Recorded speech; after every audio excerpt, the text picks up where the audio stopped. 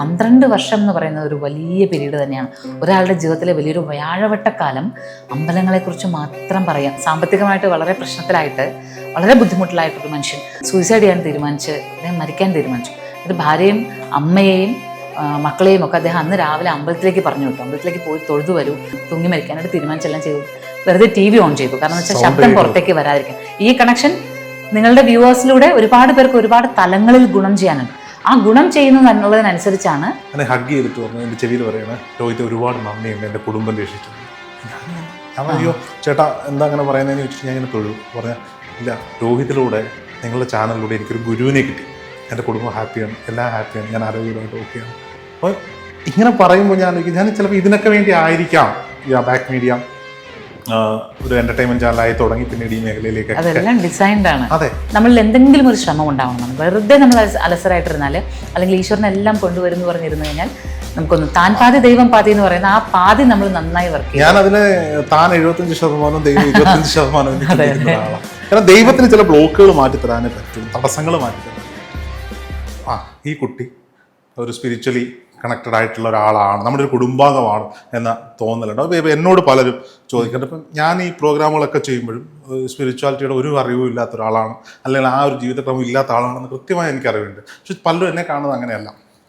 അതുകൊണ്ടാണ് ഞാൻ ചോദിച്ചത്, എന്നെ നമ്മളെ സ്പിരിച്വൽ എന്ന് പറയുന്നതേ എന്താണെന്ന് പറയാൻ പറ്റില്ല രാഹുൽ. എങ്ങനെയാണ് നമ്മൾ കണക്റ്റഡ് ആണ്? ഇപ്പം ഈ പറയുന്ന പോലെ നമ്മൾ കണക്റ്റഡ് അല്ല എന്ന് പറയാൻ പറ്റില്ല. അതെങ്ങനെയാണ് കണക്റ്റഡ് ആയതുകൊണ്ടാണ് ഈ നിയോഗം നമ്മളിലേക്ക് ആയിരിക്കാം. അല്ല, ഞാൻ പറയാം. പക്ഷെ അത് ഏൽപ്പിച്ചു തരുന്ന കുറെ ഉത്തരവാദിത്തങ്ങളുണ്ട്. തീർച്ചയായിട്ടും. ഞാൻ അതിനെപ്പറ്റി ആയിരുന്നു എൻ്റെ ചോദ്യം. കഥയുടെ ഫ്ലോയിൽ ഇങ്ങനെ ഞാൻ മുഴുകിയിരിക്കുകയായിരുന്നു. പിന്നീട് മോചിത എന്ന് പറയുന്ന ഒരു വീട്ടമ്മ അല്ലെങ്കിൽ ഉത്തരവാദിത്തമുള്ള ഒരു ഭാര്യയ്ക്കപ്പുറത്തേക്ക് സമൂഹത്തിനോട് ഭയങ്കര കമ്മിറ്റഡ് ആയിട്ടുള്ള ചില ഉത്തരവാദിത്തങ്ങൾ നമ്മളിലേക്ക് വരും. അങ്ങനെ ഒരു ലൈഫ് ഉണ്ടായിരുന്നല്ലോ, അതിനെപ്പറ്റിയാണ്. അതാണ് നമ്മളൊരു പരുവപ്പെടലാണ് ഇത് ശരിക്കും പറഞ്ഞാൽ. ഇതിൽ നിന്ന് അപ്പം നമ്മൾ തുടക്കത്തിൽ നമ്മൾ ഈ പറഞ്ഞ പോലെ ഒരു നിലനിൽപ്പിൻ്റെ ഭാഗമായിട്ട് തുടങ്ങുന്ന നമ്മുടെ ജീവിത രീതികളിൽ നിന്ന് മെല്ലെ മെല്ലെ ഇതെൻ്റെ കണ്ടെത്തലുകളായി മാറുന്നു. ഇത് ഓക്കെ, ഇത് എൻ്റെ ആണ്, ഇത് എൻ്റെ നിയോഗമാണ്, അല്ലെങ്കിൽ എൻ്റെ സുഹൃത്തമാണ്, അല്ലെങ്കിൽ എന്നിൽ നിക്ഷിപ്തമായിരിക്കുന്ന ഒരു കർമ്മമാണ് എന്ന തിരിച്ചറിവിലേക്ക് മെല്ലെ മെല്ലെയാണ് നമ്മൾ വന്നു തുടങ്ങുക. കുറച്ച് സമയമെടുക്കും. ഈ സമയം എടുത്തു കഴിഞ്ഞ് കുറച്ച് നാൾ കഴിയുമ്പോഴേക്കും നമ്മൾ അതിൻ്റെ ഒരു വലിയ ഭാഗമായിട്ട് മാറും. കാരണം എന്ന് വെച്ചാൽ ഈ പറഞ്ഞ പോലെ ഒരുപാട് പേര് നമ്മളെ അറിയുക, ഒരുപാട് പേര് നമ്മളെക്കുറിച്ച് നമ്മളെ ഇതുപോലെ തന്നെ കത്തുകൾ അയക്കുക, അല്ലെങ്കിൽ കാണണം എന്ന് ആഗ്രഹിക്കുക. പലപ്പോഴും നമ്മൾ ഉദയാമൃതത്തിൻ്റെ പ്രോഗ്രാമിൽ നമ്മൾ എപ്പോഴും എൻഡ് ചെയ്യുമ്പോൾ ഈ ദിവസം നല്ലതായിരിക്കും, നല്ലത് മാത്രം സംഭവിക്കട്ടെ, നല്ലത് മാത്രം ആശംസിച്ചുകൊണ്ട് വിടവാങ്ങുന്നു, ഇങ്ങനെയാണ് എല്ലാ ദിവസവും പറയാം. ഈ ഒരു പറച്ചിൽ തന്നെ ഒരുപാട് പേരെ, അതായത് നമ്മളൊന്നും അറിയാതെ ഒരു ക്യാമറയുടെ മുന്നിൽ നിന്ന് പറഞ്ഞിട്ട് പോവാണ്. നമുക്ക് ഈ പലരെയും അറിയില്ലല്ലോ. പക്ഷെ പലയിടത്തും ചെല്ലുമ്പോൾ ആൾക്കാർ നമ്മുടെ അടുത്തേക്ക് വരുമ്പോൾ അവരുടെ വീട്ടിലെ ഒരാളായിട്ട് അത്രയും പരിചയത്തോടുകൂടിയാണ് പെരുമാറാം. നമുക്ക് ആ പരിചയം അവരോടില്ല. കാരണം നമ്മളിതെല്ലാം ക്യാമറയുടെ മുന്നിൽ നിന്ന് മാത്രമാണല്ലോ. പക്ഷേ ഈ ലോകം നമ്മളെ കാണുന്നത്, അതാണ് ആ ഒരു വലിയ ലോകത്തിലേക്ക് നമ്മൾ ശരിക്കും നമ്മളൊരു സ്പെഷ്യൽ ആവുകയല്ല ചെയ്യുക. ഇവരെല്ലാം സ്പെഷ്യൽ ആയതുകൊണ്ട് ഈ നമ്മളടുത്തേക്ക് വരുന്ന ഓരോ വ്യക്തികളും ഈശ്വരൻ ആയിട്ട് നിയുക്തരായിട്ട് നമുക്ക് നൽകുന്ന അവസരമാണ് തിരിച്ചറിയാൻ. അത് ആദ്യകാലവും നമ്മൾ മനസ്സിലാക്കിയിട്ടുണ്ടാവില്ല. ആദ്യകാലമൊക്കെ നമുക്കൊരു എല്ലാവരും നമ്മളെ കാണുന്നു, മനസ്സിലാക്കുന്നു. പക്ഷേ ഇതേ വഴിയിൽ 12 വർഷം എന്ന് പറയുന്നത് ഒരു വലിയ പീരീഡ് തന്നെയാണ്. ഒരാളുടെ ജീവിതത്തിലെ വലിയൊരു വ്യാഴവട്ടക്കാലം അമ്പലങ്ങളെക്കുറിച്ച് മാത്രം പറയാം. അപ്പോൾ എന്നെ സംബന്ധിച്ചിടത്തോളം എന്നിൽ വന്നൊരു വലിയ ഭാഗ്യം, അത് അമൃത ടി വിയുമായിട്ട് ചേർന്ന് പ്രവർത്തിക്കുന്നവരോട്, പിന്നെ അമ്മയോട്, അത് അമൃതാനന്ദമയി ദേവിയോട് എന്നെ തിരഞ്ഞെടുത്തതിന് ഞാൻ എന്നും കടപ്പെട്ടിരിക്കും. കാരണം എന്ന് വെച്ചാൽ ഞാൻ ആരെയും വിഷമിപ്പിക്കുന്നില്ലാത്ത, എന്നാൽ ഒരാൾക്കൊരു കോൺഫിഡൻസ് കൊടുക്കാൻ പറ്റുന്ന, ഒരാളുടെ ജീവിതത്തിലേക്ക് ഒരു പ്രതീക്ഷ കൊടുക്കാൻ പറ്റുന്ന ഒരു കാര്യം ഞാൻ പറയുകയാണ്. അതിലേക്ക് എന്നെ തിരഞ്ഞെടുക്കപ്പെട്ടുകൊണ്ടാണ് ഞാൻ പറയുന്നത്. അത് തിരഞ്ഞെടുക്കപ്പെട്ടില്ലെങ്കിൽ ഞാൻ മറ്റെന്തെങ്കിലും ആയിരിക്കും ചെയ്തുകൊണ്ടിരിക്കുക, അല്ലെങ്കിൽ നർത്തകിയായിരുന്നേനെ, ഒരു എഴുത്തുകാരിയായിരുന്നേനെ. പക്ഷെ അതിനേക്കാൾ എത്രയോ നല്ലതായിട്ട് ഒരു ഏറ്റവും നല്ല കാര്യങ്ങൾ മാത്രം, ഒരു അമ്പലത്തിലൊരു ഭഗവാനെക്കുറിച്ച് നമ്മൾ എന്ത് വേറെ മോശം പറയില്ലല്ലോ. ക്ഷേത്രത്തെക്കുറിച്ചാണെങ്കിലും ക്ഷേത്രത്തിലെ കാര്യങ്ങളാണെങ്കിലും അതും പ്രഭാതത്തിലെ ഏറ്റവും നല്ല കാര്യങ്ങൾ പറയാനാവാം. ആ നല്ല കാര്യങ്ങൾ പറയുന്നതിൻ്റെ ഊർജ്ജം അവരിലേക്ക് അങ്ങനെ തന്നെ എത്തിക്കാൻ പറ്റുക. പിന്നെ ഒരു പോസിറ്റീവായിട്ടുള്ളൊരു മെസ്സേജ് കൊടുത്തുകൊണ്ട് എന്ത് ചെയ്യാൻ പറ്റും. അപ്പോൾ അവരുടെ ജീവിതത്തിൽ മാറ്റങ്ങൾ വരുന്ന, അപ്പോൾ ഒരിക്കലും ഒരാൾ എന്നെ വന്ന് കണ്ടിട്ടുണ്ട്. അതായത് അദ്ദേഹം സാമ്പത്തികമായിട്ട് വളരെ പ്രശ്നത്തിലായിട്ട് വളരെ ബുദ്ധിമുട്ടിലായിട്ടൊരു മനുഷ്യൻ, അദ്ദേഹം സൂയിസൈഡ് ചെയ്യാൻ തീരുമാനിച്ച് അദ്ദേഹം മരിക്കാൻ തീരുമാനിച്ചു. എന്നിട്ട് ഭാര്യയും അമ്മയെയും മക്കളെയും ഒക്കെ അദ്ദേഹം അന്ന് രാവിലെ അമ്പലത്തിലേക്ക് പറഞ്ഞു വിട്ടു. അമ്പലത്തിലേക്ക് പോയി തൊഴുതു വരൂ എന്ന് പറയാണ്. അദ്ദേഹത്തിന് ഇത് നിവൃത്തിയില്ല ജീവിക്കാൻ. അപ്പോൾ അന്ന് അദ്ദേഹം സൂയിസൈഡ് ചെയ്യാൻ തീരുമാനിച്ച് തൂങ്ങി മരിക്കാനായിട്ട് തീരുമാനിച്ചെല്ലാം ചെയ്തു. വെറുതെ TV ഓൺ ചെയ്തു, കാരണം വെച്ചാൽ ശബ്ദം പുറത്തേക്ക് വരാതിരിക്കാൻ. അപ്പം അദ്ദേഹത്തിൻ്റെ അമ്മ അമൃത TV നിരന്തരമായി കാണുന്നതാണ്. രാവിലെ ഇട്ടപ്പോൾ പ്രോഗ്രാം, നമ്മുടെ ഉദയാമൃതം പ്രോഗ്രാമാണ് നടക്കുന്നത്. അതിൻ്റെ എൻഡിൽ ഞാൻ പറയുകയാണ്, ഈ ദിവസം നോക്കുക, നല്ലത് വരും, നല്ലത് സംഭവിക്കും, നല്ലതിന് വേണ്ടിയിട്ട് നമുക്ക് കാത്തിരിക്കാം, നല്ല ദിവസം ആശംസിക്കുന്നു എന്ന് പറഞ്ഞ നിമിഷത്തിൽ അദ്ദേഹത്തിന് തോന്നുകയാണ്, യെസ്, ചിലപ്പോൾ ശരിയാണ്, ഈ പറഞ്ഞത് ശരിയാണെങ്കിലും ഞാനൊന്നും അറിഞ്ഞുകൊണ്ട് പറയുന്നതല്ല, നമ്മൾ വളരെ കാഷ്വലായിട്ട് പറഞ്ഞാണ്. പക്ഷേ ഇദ്ദേഹത്തിലേക്ക് ആ മെസ്സേജ് ചെന്നത് ആ ഒരു ദിവസം അത് ഹോൾഡ് ചെയ്യാമെന്നാണ്. അന്ന് അദ്ദേഹം അത് ചെയ്തില്ല. അന്ന് വൈകുന്നേരം അദ്ദേഹത്തിന് ഒരു വിസയുടെ ഒരു പോസിറ്റീവായിട്ടുള്ള റിപ്ലൈ വന്നു. 2-3 ദിവസത്തിൽ അദ്ദേഹം പിന്നെ വിസ ശരിയായി. അദ്ദേഹം പിന്നെ ഗൾഫിലേക്ക് പോയിട്ട് അദ്ദേഹം പിന്നെ എന്നെ കാണാനായിട്ട്, അദ്ദേഹത്തിന് അത് അറിയാം, അദ്ദേഹം ഒരു അമ്പലത്തിൽ വെച്ചിട്ടാണ് എന്നെ കാണാൻ വരുന്നത്. അദ്ദേഹം വളരെ ഇങ്ങനെ വണ്ടി വളരെ ഫാസ്റ്റായിട്ട് ഓടിച്ച് എൻ്റെ മുമ്പ് കൊണ്ട് നിർത്തി ഓടി വന്ന് എൻ്റെ മുമ്പിൽ ഇങ്ങനെ നിൽക്കുമ്പോൾ നമുക്കിത് അറിയേയില്ല. പക്ഷെ അദ്ദേഹം അത് പറയുമ്പോഴാണ് ഞാനത് മനസ്സിലാക്കുന്നത്, എന്നിൽ നിക്ഷിപ്തമായിരിക്കുന്നത് ചെറിയൊരു കർമ്മമല്ല. നമ്മൾ ഈ വിചാരിക്കുന്ന പോലെ നമ്മളൊരു അമ്പലത്തെക്കുറിച്ച് പറയുന്നു, അല്ലെങ്കിൽ ക്യാമറയുടെ മുന്നിൽ നിന്ന് അത് ഭംഗിയായിട്ട് മലയാളത്തിൽ പറയുന്നു എന്നുള്ളതല്ല. ഇതിനകത്ത് ഭഗവാനൊരു പ്രത്യേക പദ്ധതി ഇട്ടിട്ടുണ്ട്. ഇത് ആരൊക്കെ എങ്ങനെയൊക്കെ കേൾക്കണം, അവരുടെ ജീവിതത്തിൽ ഇത് നമ്മളെല്ലാവരും, ഇപ്പോൾ രാഹുൽ ഇവിടെ ഇരിക്കുന്നുണ്ടെങ്കിൽ രാഹുലിനെ ഇവിടെ ഇരുത്തിയിരിക്കുന്ന ഒരാളുണ്ട്. ആ ആൾ രാഹുലിനെ കൊണ്ട് ചോദിപ്പിക്കുകയും പറയിപ്പിക്കുകയും ഈ ആൾക്കാരെയൊക്കെ കണക്ട് ചെയ്യുകയും ചെയ്യുന്നതാണ്.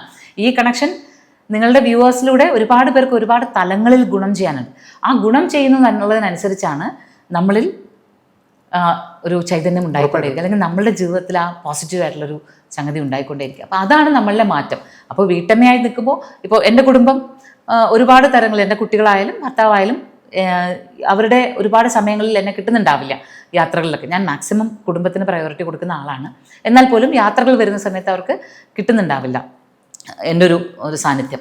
പക്ഷേ അവരത് തയ്യാറാകുന്നത് കൊണ്ടും കൂടിയാണ് എനിക്കിതൊക്കെ ചെയ്യാൻ പറ്റുന്നത്. അപ്പം അല്ലെങ്കിൽ അവരാ ഒരു സ്പേസ് എനിക്ക് തരുന്നതുകൊണ്ടാണ്, അല്ലെങ്കിൽ അവരവിടെ അഡ്ജസ്റ്റ് ചെയ്യാൻ തയ്യാറാവുന്നതുകൊണ്ടാണ് ഇതൊക്കെ എനിക്ക് ചെയ്യാൻ പറ്റുന്നത്. അപ്പോൾ ഇത് നമ്മൾ ചെയ്യുന്ന ഓരോ കാര്യങ്ങളും നമ്മളുടെ മാത്രം ഗുണം കൊണ്ടോ അല്ലെങ്കിൽ നമ്മുടെ മാത്രം കഴിവുകൊണ്ടോ സംഭവിക്കുന്നതല്ല.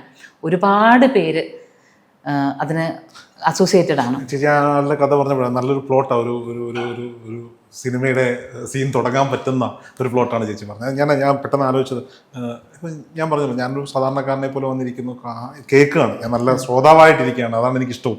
അപ്പോൾ പക്ഷേ ഞങ്ങൾ സ്പിരിച്വൽ അവേഴ്സ് എന്ന് പറഞ്ഞിട്ടൊരു 3 സീസൺ പ്രോഗ്രാം ചെയ്തു, ഒരു സത്സംഗം പോലെ ഗുരുക്കന്മാരുമായിട്ട് സംവദിക്കാൻ വേണ്ടി. അതൊരു ആദ്യത്തെ പരിപാടി എല്ലാം കഴിഞ്ഞപ്പോൾ, ഇത് കഴിഞ്ഞിട്ട് ഒരുപാട് അമ്മമാർ നമുക്ക് നമ്മുടെ അഭിപ്രായങ്ങൾ പറയും. ഉച്ചയ്ക്ക് ലഞ്ച് ബ്രേക്കിന് അമ്മ എന്നോട് പറഞ്ഞു, മോനെ ഞാൻ ഷർട്ട് മാറി ഉച്ചയായപ്പോൾ, മറ്റേ രാവിലെ ഇട്ട് ഷർട്ടിനോട് എനിക്കൊരു സുഖത്തിനോട്, മോനെ നന്നായി കേട്ടോ, അവിടെ മുകളിൽ കയറി നിൽക്കുമ്പോൾ എനിക്ക് വയറുള്ളത് കൊണ്ട് വയറ് കാണുമായിരുന്നു, മാറി, ഇങ്ങനെയൊക്കെ പറയാം.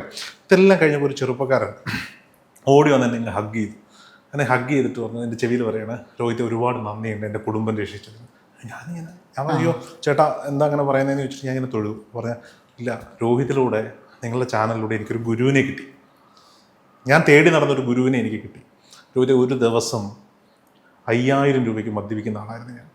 അയാൾ പറയാമെന്ന് ഞാൻ ഈ കഥ ഞാൻ കേട്ടിട്ടുണ്ട്, അങ്ങയുടെ ഗുരു എന്നോട് പറഞ്ഞിട്ടുണ്ട്, പക്ഷെ ഞാൻ വിശ്വസിക്കാന്ന് വെച്ചാൽ അങ്ങനെയല്ല. 5000 രൂപയുടെ മദ്യം എന്ന് ഗുരു പറയുമ്പോൾ ഞാൻ വെച്ചത് ദിവനായിരുന്ന ഒരാൾ പറഞ്ഞു. അപ്പോൾ പുള്ളി പുറത്തെന്തോ ആണ്, അത്യാവശ്യം വരുമാനമുള്ള ആളാണ് പുള്ളി, അത്രയും കൂടിയ സ്ഥലത്ത് നിന്നേ കഴിക്കുള്ളൂ. ഇന്ന് ഞാൻ ആ മദ്യപാനം ഇല്ല, എൻ്റെ കുടുംബം ഹാപ്പിയാണ്, എല്ലാം ഹാപ്പിയാണ്, ഞാൻ ആരോഗ്യപരമായിട്ട് ഓക്കെയാണ്. അപ്പോൾ ഇങ്ങനെ പറയുമ്പോൾ ഞാൻ ചിലപ്പോൾ ഇതിനൊക്കെ വേണ്ടി ആയിരിക്കാം ബാക്ക് മീഡിയ ഒരു എന്റർടൈൻമെന്റ് ചാനലായി തുടങ്ങി, പിന്നീട് ഈ മേഖലയിലേക്ക് അതെല്ലാം ഡിസൈൻഡ് ആണ്. അതെ, നമ്മളതിലേക്ക് വന്നു ചേരുന്നു എന്നുള്ളതാണ് ശരിക്കും. അവിടെ ഒരാൾ ഡിസൈൻ ചെയ്ത് വെച്ചിരിക്കുന്നു, നമ്മളതിലേക്ക് വന്നപ്പോൾ അങ്ങനെ വിചാരിക്കുമ്പോൾ ഒരു സുഖമുണ്ട്. അപ്പോൾ പക്ഷേ പലരും ചോദിക്കും, അങ്ങനെ ഡിസൈൻ ചെയ്ത് വെച്ചിട്ടുണ്ടെങ്കിൽ നമ്മളൊന്നും ചെയ്യാതിരുന്നാൽ പോരെ? അത് പറ്റില്ല, നമ്മൾ വർക്ക് ചെയ്താൽ മാത്രമേ ഇതിലേക്ക് എത്തുള്ളൂ. അല്ല, ഇപ്പം ഞാൻ കഴിഞ്ഞ വർഷം ഞാൻ നാട്ടിൽ ഇന്നലെ തിരുവനന്തപുരത്ത് ഉണ്ടായിരുന്നു. എനിക്ക് വൈകുന്നേരം ഒരു മരണവുമായി വന്നു, എൻ്റെ പ്രിയപ്പെട്ട ഒരാളുടെ മരണവുമായി ബന്ധപ്പെട്ട് നാട്ടിൽ പോകേണ്ടി വന്നു. അപ്പോൾ ഞാൻ അവിടെ ചെല്ലുമ്പോൾ എന്നെ അവിടുത്തെ എൻ്റെ ജ്യേഷ്ഠ സഹോദരൻ എന്ന് പറയാവുന്ന അജിത്തേട്ടൻ വിളിക്കുകയാണ്. അജിത്തേട്ടൻ വിളിച്ചിട്ട്, എടാ എവിടെയാണ്? ഞാൻ പറഞ്ഞ്, അതിൻ്റെ വണ്ടി കണ്ടു വീട്ടിൽ, ജംഗ്ഷനിലേക്ക് വരാം. എന്താ അവിടെ ഒരു പാർട്ടി പരിപാടിയുണ്ട്. അപ്പോൾ ഞാൻ ഒരു സമയത്ത് സജീവ പാർട്ടി പ്രവർത്തകനായിരുന്നു.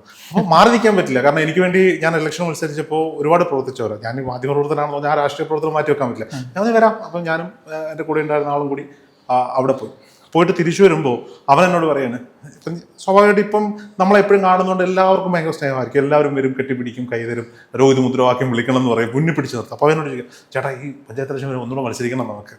ഞാൻ അവനോട് പറഞ്ഞു, ചേട്ടാ അന്ന് പരാജയപ്പെട്ടത് കൊണ്ടാണ് ഇന്ന് നമ്മളോട് ഈ സ്നേഹം. അന്ന് ഞാൻ ജയിച്ചിരുന്നെങ്കിൽ എൻ്റെ ഒരു രീതിക്ക് ഞാൻ പൂർണ്ണമായിട്ട്, ഒരുപക്ഷെ എൻ്റെ ഫാമിലി പോലും ഇല്ലാണ്ടായി പോയനെ, കാരണം എൻ്റെ ഭാര്യ ജോലി ചെയ്യുന്നത് എറണാകുളത്താണ്, ഞാൻ നാട്ടിൽ നിൽക്കുക എന്ന് പറയുന്നൊരു സാഹചര്യം. പക്ഷേ ഇനി വേണമെങ്കിൽ വേണോ വേണ്ടേ എന്നുള്ളതൊക്കെ പിന്നീടത്തുള്ള കാര്യമാണ്. പക്ഷെ അന്ന് ഞാൻ പരാജയപ്പെട്ടത് ആ കാരണം കൊണ്ടാണ് ഞാൻ എറണാകുളത്തേക്ക് താമസം മാറുന്നത് പതുക്കെ ഈ സോഷ്യൽ മീഡിയയിലേക്ക്, അതായത് ആ സമയമൊക്കെ ആയപ്പോഴത്തേക്ക് ചേച്ചി നമുക്കൊരു മാസം ജീവിക്കണമെങ്കിൽ ഒരു 50,000 60,000 വേണമെന്നൊരു സാഹചര്യത്തിലേക്ക് എത്തി. അപ്പം ഞാൻ അവിടെ ഒരു ചാനലിൽ ജോലിക്ക് നോക്കിയാൽ എനിക്ക് ജോലി കിട്ടും, പക്ഷേ എനിക്ക് എത്ര രൂപ ശമ്പളം കിട്ടുന്നുള്ളത് നമുക്കറിയാം.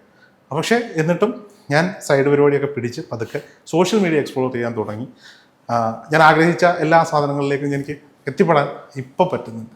ഇതൊരു പക്ഷേ ഞാൻ ജനിക്കുന്നതിന് മുമ്പേ ഡിസൈൻഡാണ്, പക്ഷെ അതിലേക്ക് നമ്മളൊരു ശ്രമവും തോട്ടും വരുന്നതാണ് നമ്മളുടെ ആ തോട്ട് നമുക്ക് വരാനായിട്ട് നമ്മളിൽ എന്തെങ്കിലും ഒരു ശ്രമം ഉണ്ടാവണമെന്നാണ്. വെറുതെ നമ്മൾ അലസരായിട്ടിരുന്നാൽ, അല്ലെങ്കിൽ ഈശ്വരനെല്ലാം കൊണ്ടുവരും എന്ന് പറഞ്ഞിരുന്നു കഴിഞ്ഞാൽ നമുക്കൊന്നും താൻ പാതി ദൈവം പാതി എന്ന് പറയുന്ന ആ പാതി നമ്മൾ നന്നായി വർക്ക് ചെയ്യും. ഞാനതിന് താൻ 75% ദൈവം 25% എന്ന് ചിന്തിക്കുന്ന ഒരാളാണ്. കാരണം ദൈവത്തിന് ചില ബ്ലോക്കുകൾ മാറ്റിത്തരാനേ പറ്റുള്ളൂ, തടസ്സങ്ങൾ മാറ്റിത്തരാനേ പറ്റുള്ളൂ. ഇപ്പം ഞാൻ സന്തോഷിക്കുന്ന ഒരു കാര്യമുണ്ട്, പണ്ട് ഞാൻ മാറ്റിവെച്ച പല സ്വപ്നങ്ങളിലേക്കും നമുക്ക് എത്തിപ്പെടാമെന്നുള്ള കോൺഫിഡൻസ് നമ്മളെ മനസ്സിലേക്ക് ദൈവമായിട്ട് കൊണ്ടുതരുന്നുണ്ട്. ഒരുപാട് പേരെ പരിചയപ്പെടാനും ഒക്കെ കഴിയുന്നതിലൂടെ. എന്തായാലും ചേച്ചിയോടുള്ള ചോദ്യങ്ങളും ഉത്തരങ്ങളും സംഭാഷണങ്ങളും ഒന്നും അവസാനിപ്പിക്കാൻ ഞങ്ങൾക്ക് മനസ്സില്ല. സമയത്തിൻ്റെ നവരാത്രി ദിനങ്ങളാണ് കടന്നുപോയിക്കൊണ്ടിരിക്കുന്നത്. ചേച്ചിക്ക് സത്സംഗങ്ങളൊക്കെ ഉണ്ട്. അപ്പം വീണ്ടും തിരുവനന്തപുരത്ത് വരുമ്പോൾ വീണ്ടും ഒരു ദിവസം എന്തെങ്കിലും ഒരു യാത്രയിൽ ആലുവയിലുള്ള ഞങ്ങളുടെ സ്റ്റുഡിയോയിലേക്ക് വരുമെന്ന്. തീർച്ചയായിട്ടും.